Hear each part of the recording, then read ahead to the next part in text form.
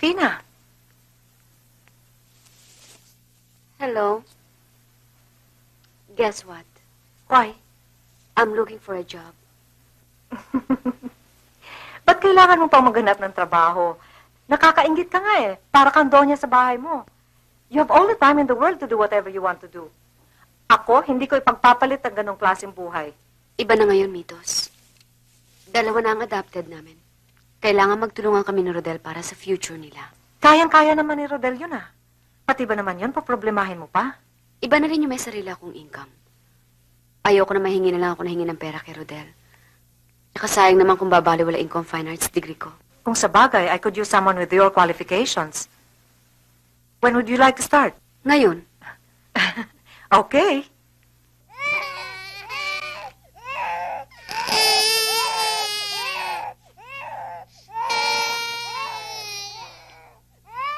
Pearly? Reggie? Bakit umiiyak si Pearly? Ano nangyari? Akin na nga yan. Eh kasi ho naglalaro ho itong dalawa. Pagkatapos ho, nakita ho ni Reggie na pinaglalaroan ni Pearly itong kanya robot. Bigla hong umiyak ito si Reggie. Inagaw naman ang laruan ni Perly. Si Perly naman ang umiyak. Kaya nga ho sa inis ni Pearly, sinabunutan naman ho ito si Reggie. Hinampas naman ho ni Reggie si Perly. Tignan mo nga yung anak mo. Pati babae pinapatulan. Eh bakit pinakikilaman ni Pearly yung mga laruan ni Reggie? Para yun lang. Tinuturuan mo maging madamot siyang anak mo. Sa sobrang pagbibigay mo, yan, abusado tuloy. You're spoiling him too much. At ang pagtrato mo dyan kay Pearly? Eh what's so special about her anyway? Akala mo kung sinong hulog ng langit. You know, I don't understand kung bakit mo pinag-aaksaya ng pagmamahal yung pulot na yan. Rodel, mas magagawa ko pang mahalin ng isang kuteng o tuta kesa sa babaeng yun. Saling, dito mo alagaan ng bata para hindi niya mapakilaman ng laruan ng iba.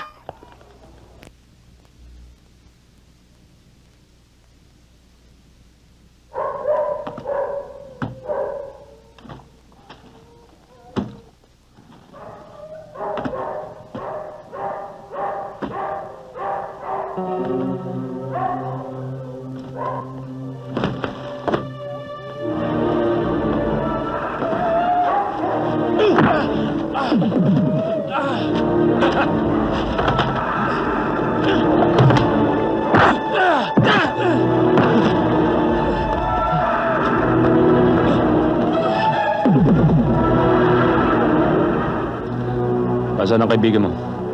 May appointment ka ba? Sabi mo doon sa kaibigan mo. So doon sa asawa niya nagtatapang-tapangan. Hindi ba pinapanganak ang taong kakalaban sa akin, ha?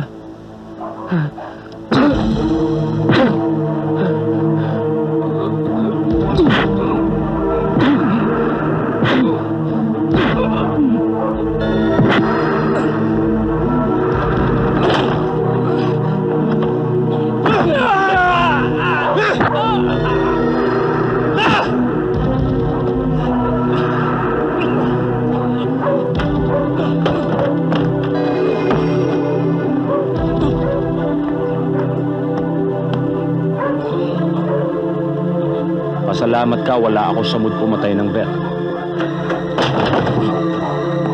Hayaan niyo na yan. Tara na.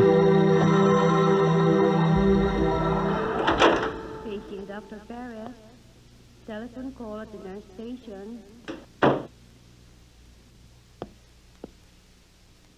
Sinong gumawa sa'yo nito, pare? Sino? Renato Sanchez? Bakit? Kamag-anak mo ba siya? Ako yung ama ng batang pinatay niya. Sige, papasukin mo. Gusto ko lang malaman kung sino nagbibigay ng passes para makalabas siya. Sa kaso niya, hindi siya pwedeng bigyan ng passes. Hindi siya lumalabas. Nakita ko siya sa labas. Pinuntahan niya ang kliniko. Baka naman kamukha lang niya. O baka naman kapatid niya. Pwede ko bang makita? Doon.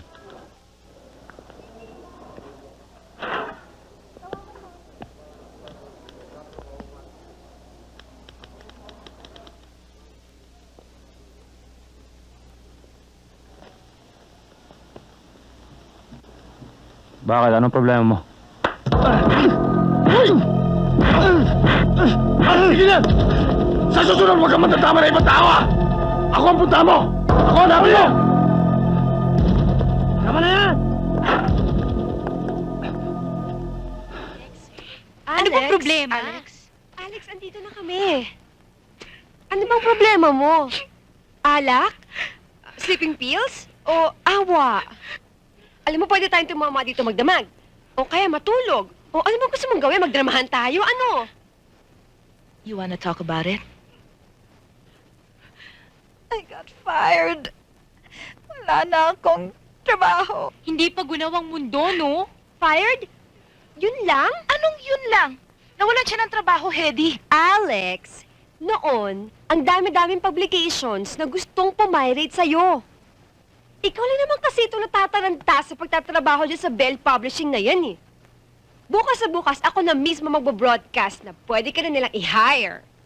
Will you please? My getting fired is not the main reason kung bakit ako depressed. For once, sumeryoso ka naman.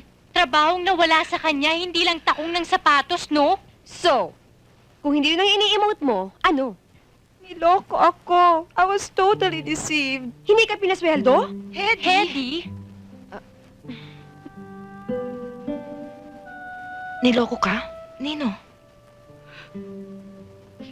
Si Enrique, he made a complete fool out of me.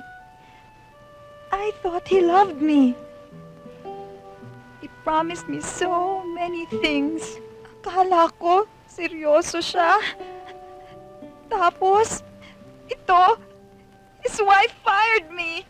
Alex, yung mga lalaki, kahit buwan ipapagifta para sa'yo. Tumihaya ka lang, ano? Hedy, ano ba? Alam niyo ang problema nating apat? Tsikahan tayo ng tsikahan, pero may kanya-kanya pala tayong tinatagong kabulukan. Kung hindi pa dumating ang problemang yan, hindi pa namin malalaman na karelasyon mo pala ang asawa ng boss mo.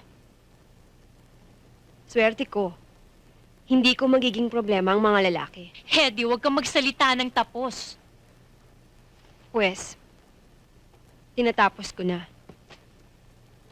Dahil burado na sa buhay ko ang mga lalaki. Hedy, you're talking like you're some kind of a man-hater. At hindi ko ma-imagine na isa kang man-hater. Hindi ako man-hater. Dahil kung man-hater ako, hindi ko na sana pinangarap ang maging lalaki. My God, Hedy, what do you mean by that? Seryoso ka ba? Ngayon lang ninyo ako maririnig na seryoso. Dahil sasabihin ko sa inyo ang bulok na tinatago ko. Kung ano man ang iniisip niyo tungkol sa akin. Totoo.